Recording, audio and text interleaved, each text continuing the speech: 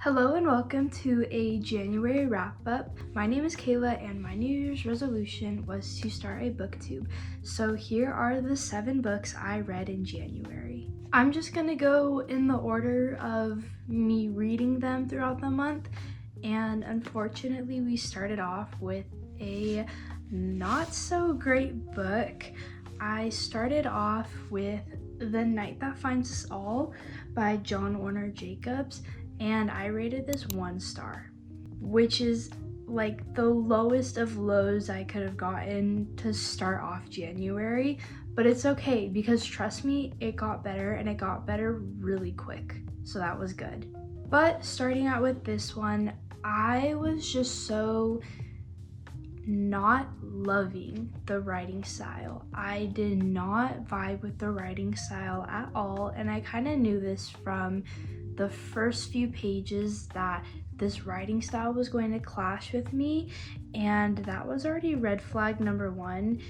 And I honestly should have listened to it because I really kind of wanted to DNF this about 50% of the way in, but I was reading it for a vlog to prove a point, so I needed to finish it. It was just one of those books where towards the end you just start scanning through pages because you just want it to be over with, and that's how this one was. I was just so confused majority of the time. Like, the concept of this book was so interesting, but the execution was awful.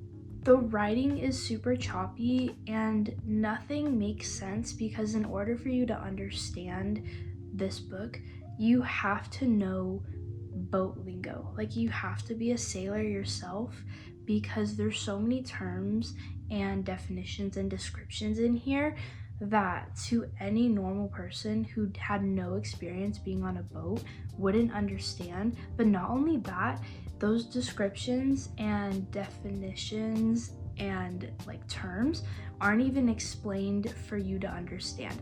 So you're just left struggling. I had to look a few things up, but after the first like 2 times of having to do that, it was just so constant that I gave up, and I accepted the fact that I was literally barely going to understand anything about this book. I hated all the characters. The humor was kind of gross in, I don't want to say guy humor way, because it wasn't just that. It was just like the jokes just weren't funny. Like, and not just that they were not funny, they were just like ew, like why would you say something like that, you know? The whole plot of this book as well as the ending made 0 sense because the whole time she's uncovering the fact that, oh my god, wait, I never really explained what this was even about. Hold on. So this follows like our sailor, and she has a boat of her own that she uses to take people out on vacations and snorkeling trips and stuff like that, except her boat is really worn down and needs a lot of repairs. However, she can't afford those repairs, so she takes this job from one of her friends, and it's to deliver this giant haunted wooden sailboat from the West Coast, so like from California all the way to, I think it was England. And it's just that on that trip, stuff starts happening, weird things start occurring with the crew, and our main character Sam is slowly finding secrets and trying to uncover what is really happening on this boat and what is haunting this boat. So the concept sounds really cool, except as we're uncovering what's happening, we find out that it's kind of like there was a cult like sacrifice that went down on this boat years and years before, and the spirit of the person who was like the head of that cult is still haunting this boat. And the ending just made no sense because we don't even really find out the villain's motive. Like, why, what is this cult even about? Why is he trying to sacrifice people? Blah, blah, blah. So it was just so confusing because I had zero clue what was happening and absolutely nothing was explained. So I would be reading, trying to make sense of what I'm reading, and all of a sudden a character would be dead, and I'm like, how did we get from point A to point B? We jumped, and it was just so frustrating and just not a good time whatsoever. I tried to give this one a shot, but I hated it, so I probably will not be keeping this for very long. However, giant leap from 1 star to a 5-star, I read Malibu Rising, and this was my very first ever Taylor Jenkins read book, and she blew me away. I absolutely adored this book. So this follows 4 siblings, and at this point they are all famous and wealthy and well known in the celebrity world. One of them is a model, and then one of them is professional surfer, and one of them is a professional photographer, and the other one, she's trying to become a professional surfer, but she's the youngest, so due to her siblings' success, she's also well known. They all surf, but they all have like their different careers of what got them going, and their father is also a very famous singer who blew up when they were kids, so they are also known for being like his children. So they're kind of like nepo babies in a way, but they honestly made a living for themselves mainly. And this whole book follows 24 hours from 7 a.m. to 7 a.m. the next day of the night that our main character, well, she's not like our main character, but she's the one I feel like we get the most of. Her name is Nina. She's the oldest daughter, so she's the oldest of all of them. And it follows her as she is throwing her annual end of the summer celebrity party, which, think Project X, but make it famous people. That's her party. And we learn all of their past. So we flip back and forth between the past and the present, but we also learn every crazy thing that happens at this party, and then as much as the aftermath as we get leading up to 7 a.m. the next day. However, this isn't a spoiler because it's on the back. It says, by midnight, the party will be completely out of control. By morning, the Riva mansion will have gone up in flames. So that kind of gives you an idea of what this entails. But not only is the party just so much fun to read about, literally everything else building up to the party, so the story of their childhood and just the environment and the vibes Taylor Jenkins Reid conveys about Malibu and California, it was so much fun to read because it felt like you were there. And I am a beach girl at heart, so I ate this book up. Like, I already want to live by the beach when I'm older, but this book just made me want to live by the beach and be on the beach in the ocean 24/7. All of these characters were so well written, and they all have their own struggles and their own problems that we address in this story just in those 24 hours, and they're also different. None of them feel like a version of the other, which I get can be kind of hard when you're writing, because if you have so many characters, you might have some that maybe like talk the same or act the same and you don't even realize because you're just writing so many characters. But this one, they're all so vastly different. This one also, like I said, it jumps back and forth between the past and the present, and I know how sometimes that can be annoying, because if you're in the present and then the next chapter's like the past tense and you're just like, ugh, I want to get back to the present day because I'm so bored or I don't care about what happened in the past, or even vice versa. That was not the case in this one. Literally, both the past and the present were as equally entertaining that I read this in maybe like 2 sittings max, because I was just so engrossed in both of the past and the present that I just would not stop, because once I'm reading like the present and then I flip the next page and it's like a past account and I'm like, ooh, yes, perfect. And then I read the next chapter and I'm back in the present and I'm like, oh my gosh, like I remember where this picked off. I need to know what happened. And it just kept going like that for the entirety of the book. Once we get to the party, so this is split up into part 1 and part 2. Once we get to the part 2 part, the past accounts kind of fade away because we're focusing on the chaos of the party. That was just entertaining in itself. So this book is just so addicting. I could not put it down. I also really liked how she stuck to the 7 a.m. to 7 a.m. like rule.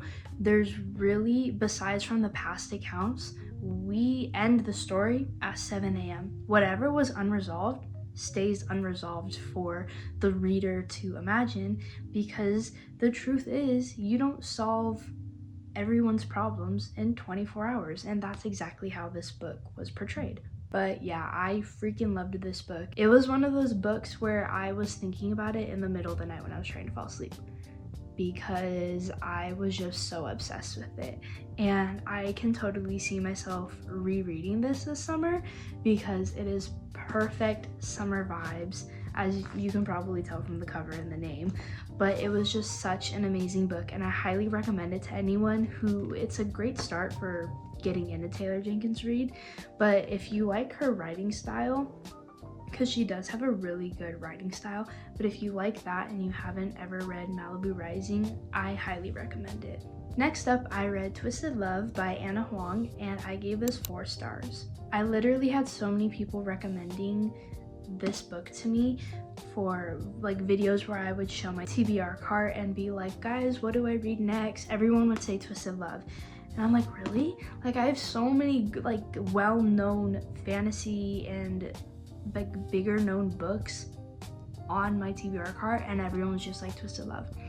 And it wasn't my favorite romance ever, but I see why people like it, because this one was also addicting in a way where I didn't want to put it down. I think, like how I read Malibu Rising, this one I maybe read in 3 sittings max, because I just did not want to stop. Every time a chapter would end, I would immediately want to read the next one. And it's not like it ends on cliffhangers or anything. The story was just so addicting for some reason, and I was never bored of it. Do I think Alex and Ava are the healthiest couple in a romance story? No. But they care for each other. They're in love, and they're not toxic to the point of concern. So I approve. It's okay. The yearning in this book, though, that was really fun, because I don't know, this one it's like a niche trope. I don't know any other books that have this trope, but it's like he is in power and rich, and his enemies are constantly trying to find ways to break him down, and then they find out that she's his weakness. You kind of see where I'm going with that. So there's a few scenes in there with like kidnapping, rescue, just a little bit, but it's there, and that trope is kind of fun. However, I was not a fan of like the 3rd act conflict, because he was low-key being an asshole to her, and then he would not leave her alone, like literally would not leave her alone until she got back with him. And for me, that's kind of like, okay, yeah, sure, desperation, ooh, like, but no, that's kind of crossing a line, because why are you now invading the life that she's trying to make for herself? But it worked in his favor because she took him back. But that's kind of what brought my rating down like a star, because up until this point, I feel like I was gonna give it 5 stars, but the 3rd act, I was just not a fan of whatsoever. As for the future though, I will be trying to read the other books in the series, because I've heard that, I don't remember which one it was out of like the other 3 after this one. They all follow like Ava's friend group, so all the girls there.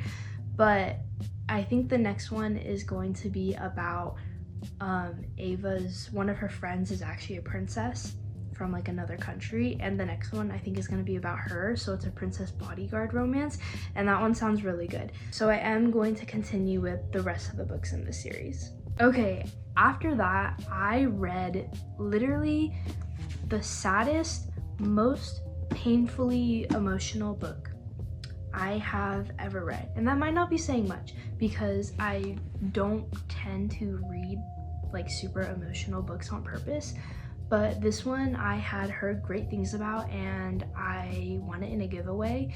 So that book is The Song of Achilles, and oh my gosh, was my makeup destroyed after reading the last 50 pages of this book. And I honestly thought everyone was bluffing because late December I read The Nightingale for the first time and everyone was crying and sobbing and talking about how emotionally wrecked they were after reading that book.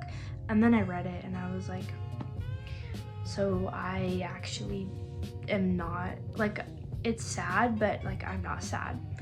Like, I was nowhere near tears. It was just an okay book for me.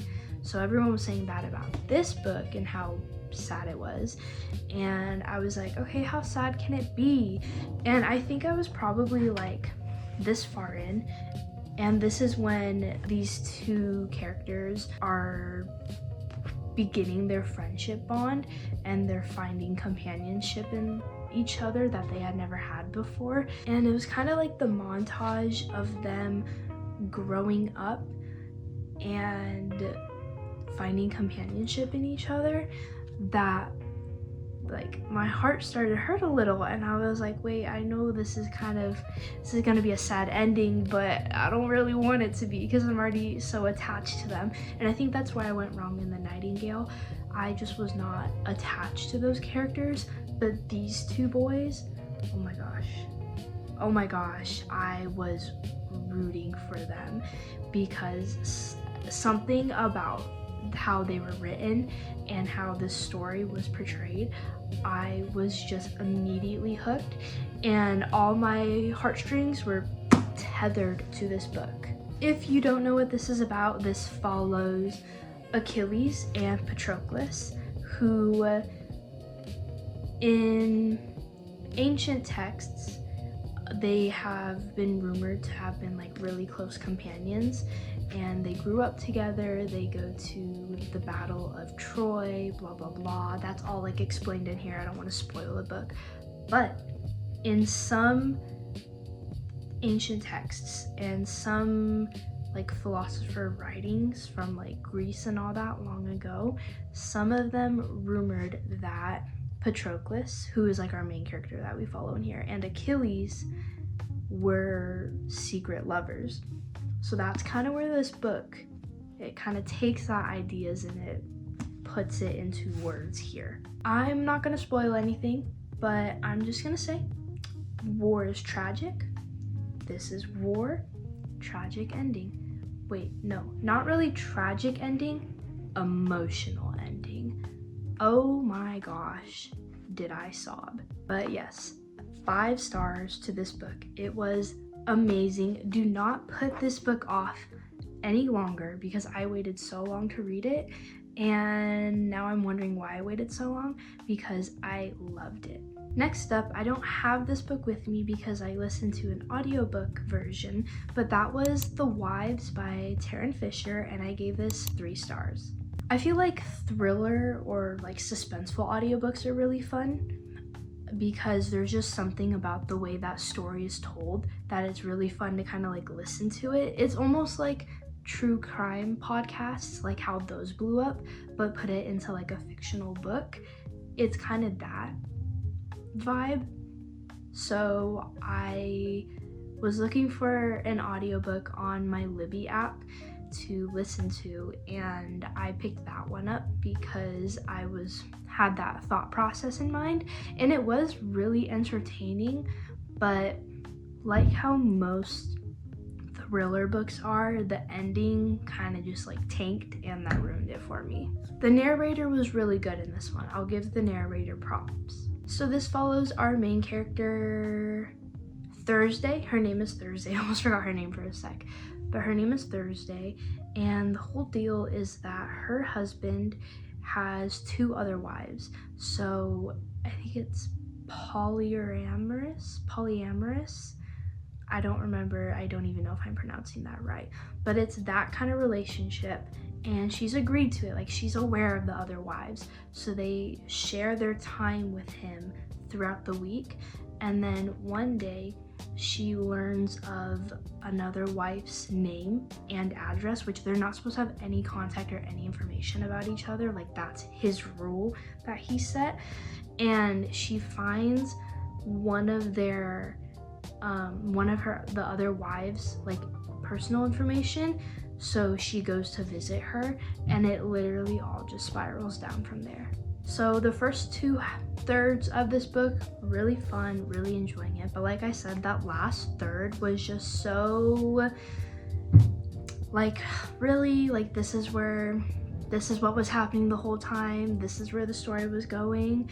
And I just thought it was kind of dumb, like a really safe way to wrap it up.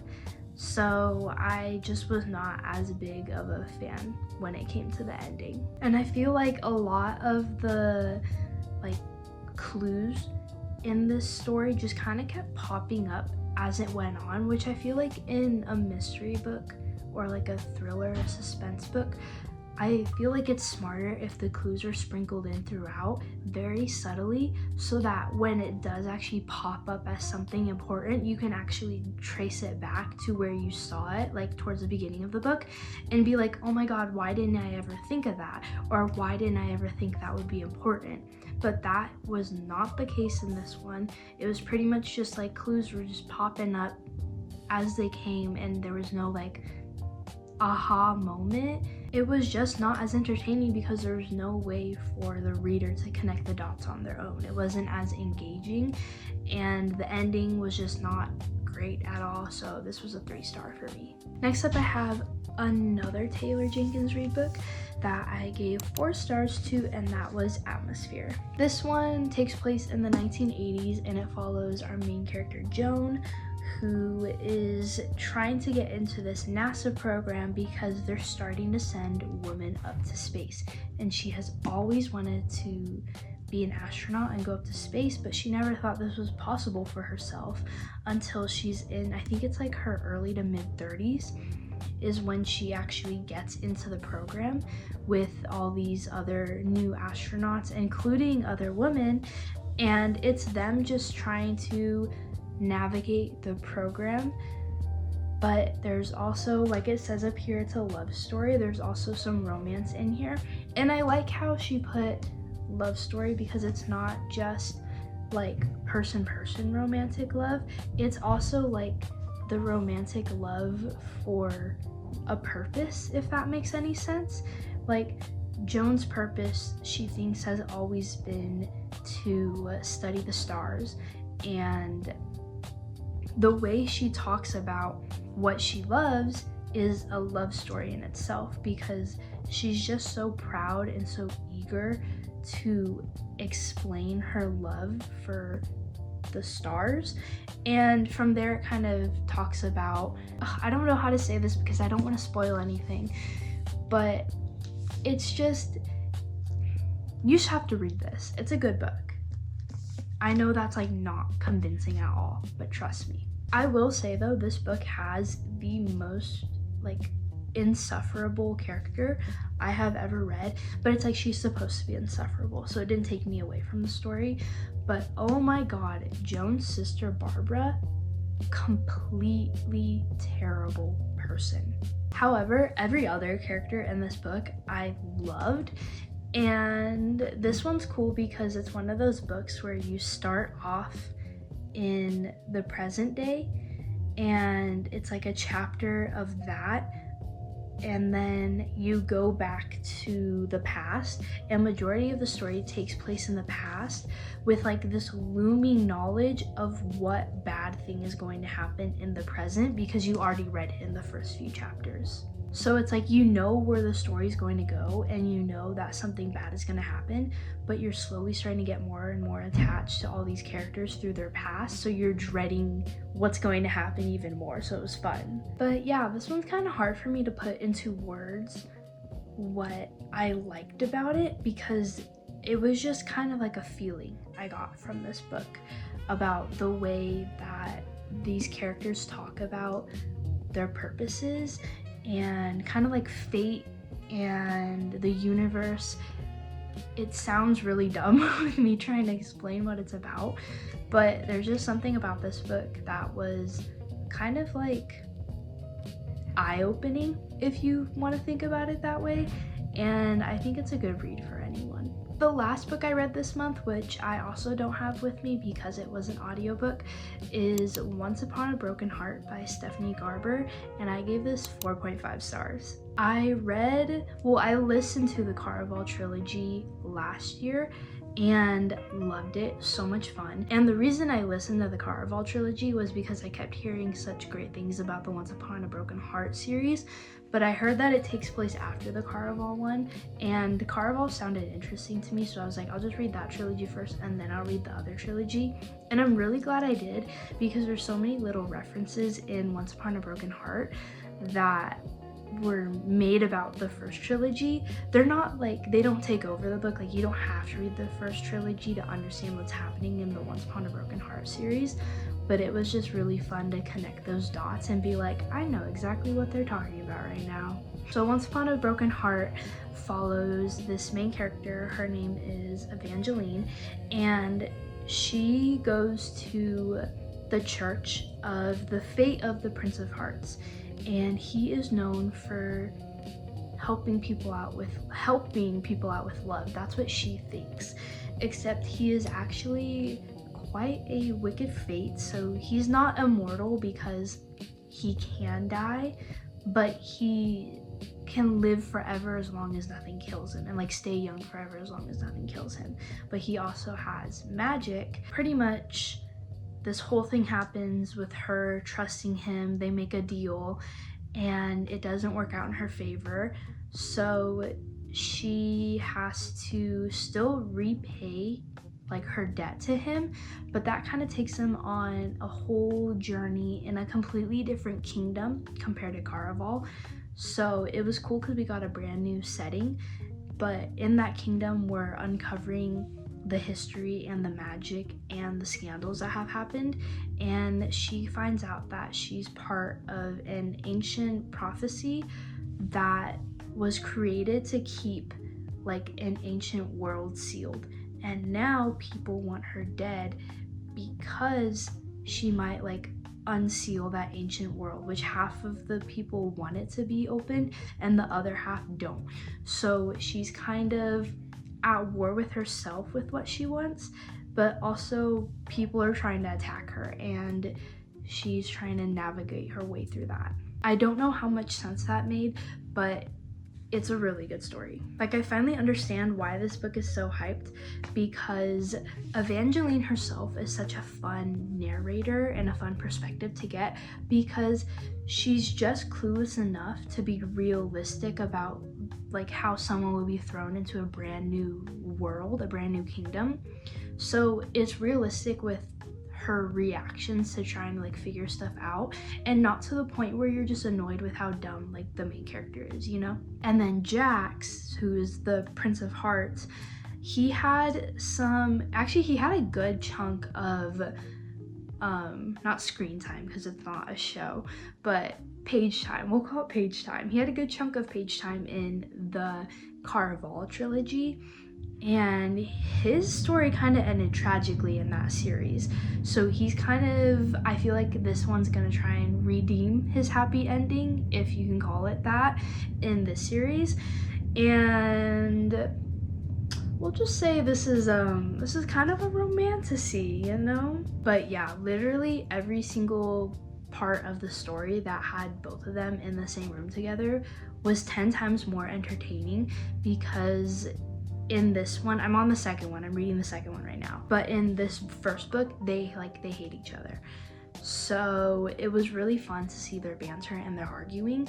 But then there are a few scenes towards the end of the book where you're kind of getting like little hints of attraction and little hints of obsession, and it was just really fun. I don't want to spoil the scene because you do kind of need to know some things before you get to it, but I'm just gonna say, for those of you who have read this book, the vampire scene, I'm just gonna leave it at that. If you know, you know. But yeah, I'm super excited to finish this series, and I'm listening to it on audiobook, like I said, and it's the same narrator from the first trilogy, who I literally love. She does such a good job at like the expression and the emotions and the voices of all the different characters. She's just an amazing storyteller, so that makes it 10 times more fun. And I'm really happy that I'm doing it on audiobook and not physically, which I never thought I would say, because I prefer physically reading books. But this one, I feel like if you're going to get to it, try it out first with the audiobook, because that kind of just like brings it to life so much more. So that is all 7 books I read in January. I had 2 5-stars, a 4.5, some middle lane, and a 1-star. So pretty good variety when it comes to ratings, but overall a really good reading month for me. So if you have read any of these books, or you want to get to them, you just want to yap about them, want to yap about literally anything else, hit me up in the comments and I would love to interact. And with that, I will see you guys in the next video.